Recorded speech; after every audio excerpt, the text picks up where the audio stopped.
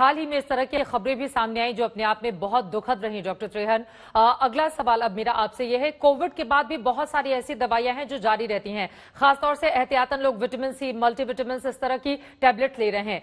ऐसे माहौल में क्या आप भी कुछ खास तरह की दवाइयों पर जोर देंगे? लोगों को खुद को बचाने के लिए लेनी चाहिए कुछ ऐसी दवाइयां?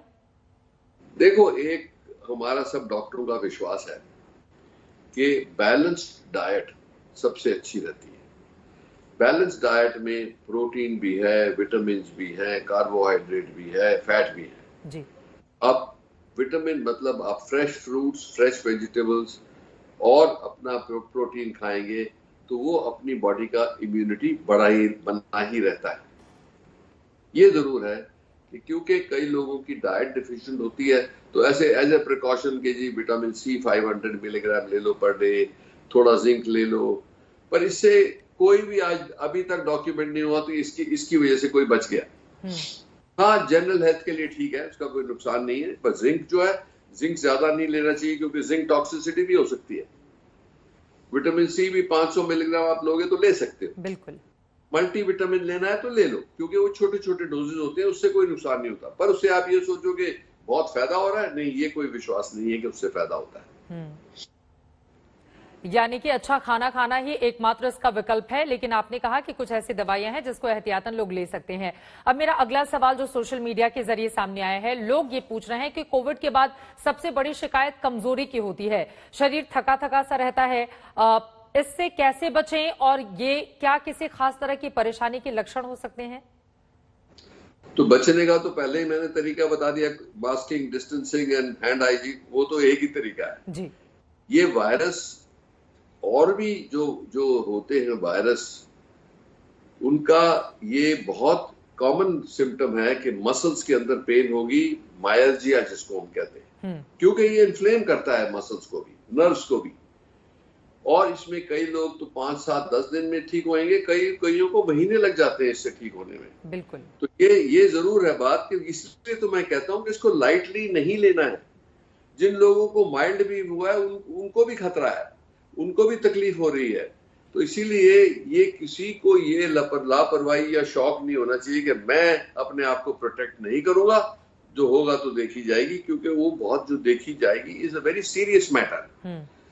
That's what I am stressing again and again, personal protection और बिल्कुल रिस्पॉन्सिबल बिहेवियर हो आपका, और आप अपने आसपास के लोगों को भी ऐसा करें, संबोधित करें, तो ये जरूर होगा कि आपके फैमिली में, आपके एनवायरनमेंट में, आपकी वर्क प्लेस में सबसे कम इन्फेक्शन होगा, क्योंकि वायरस तो अभी गया नहीं है। बिल्कुल, ये याद रखना है कि वायरस हर जगह है। पहले तो हम सोचते थे, जो पहला दौर आया था, कि सिर्फ ड्रॉपलेट्स के थ्रू होता है। अब तो एरोसोलाइजेशन, मतलब एरोसोलाइजेशन तो हवा में कई मिनट, 10-20 मिनट हैंग करती है। बिल्कुल बिल्कुल। तो इसीलिए इसका तो दैट्स व्हाई इसकी स्प्रेडिंग कैपेसिटी इतनी ज्यादा है। तो जस्ट एहतियात यूज करें अभी थोड़े आने टाइम तक। जैसे 1.5 साल निकल गया, 15 में 16 महीने तो हो गए, और 4-6 महीने भी निकल जाएंगे ऐसे ही, और फिर हमें होपफुल है कि हम ठीक हो जाएंगे। उम्मीदों भरी ये बात आप कह रहे हैं, और उसी दिन का हिंदुस्तान को, पूरी दुनिया को इंतजार भी है। कुछ और सवाल जो महत्वपूर्ण है उसका जवाब मैं आपसे जानना चाहूंगी डॉक्टर त्रेहन। कोविड के बाद जो बुजुर्ग ठीक हुए हैं उन्हें किस तरह की एहतियात बरतने की जरूरत है? बहुत बड़ी आबादी उनमें से ऐसी भी है जिनको पुरानी कुछ बीमारियां हैं, जिनसे वैसे ही जूझ रहे हैं, लेकिन कोविड को मात दे दी है। ऐसे में वो क्या करें और क्या ना करें?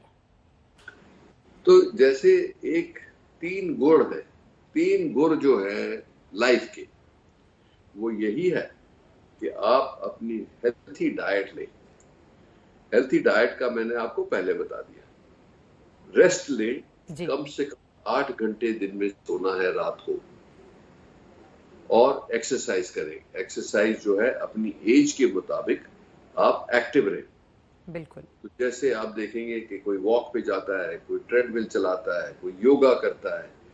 अगर जो आप घर पे हैं, योगा से बढ़िया चीज ही नहीं है, कहीं जाने की जरूरत नहीं है।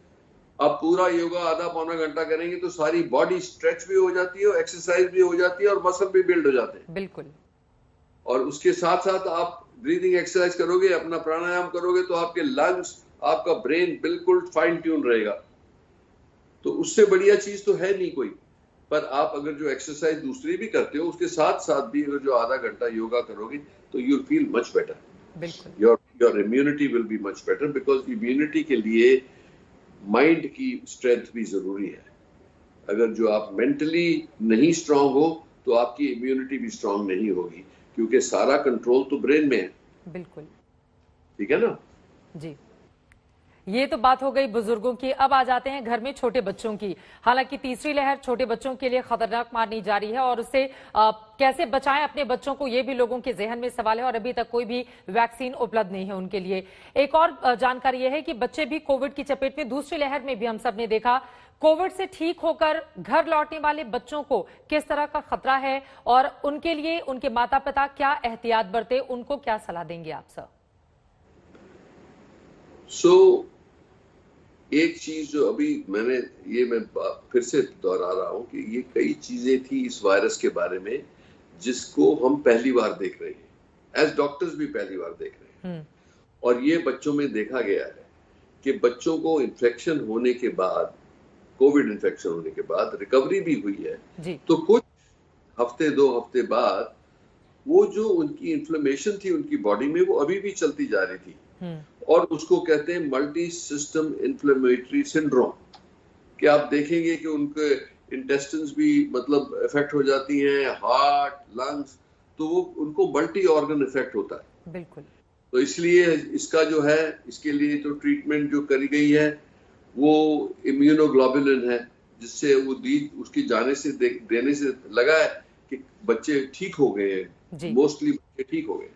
तो ये नॉलेज होना चाहिए सबको कि भाई ये क्या हुआ है बच्चे को, ये किस वजह से हुआ है और इसका क्या इलाज है। बिल्कुल। तो अब आप देख रहे हैं कि देखो, अगर जो बच्चे 10 बच्चों को हुआ था लास्ट वेव में, पहली वेव में जब 1 लाख आंकड़े थे जी। जब 4 लाख होंगे तो 40 लोगों को होगा। बिल्कुल। 40 बच्चों को होगा तो नेचुरल है कि नंबर तो बढ़ेगा ही। बिल्कुल। अब ये हम देख रहे हैं कि वाकई में परसेंटेज वही है और नंबर ज्यादा है कि परसेंटेज भी बढ़ गई है और कितना रिस्क है बच्चों को।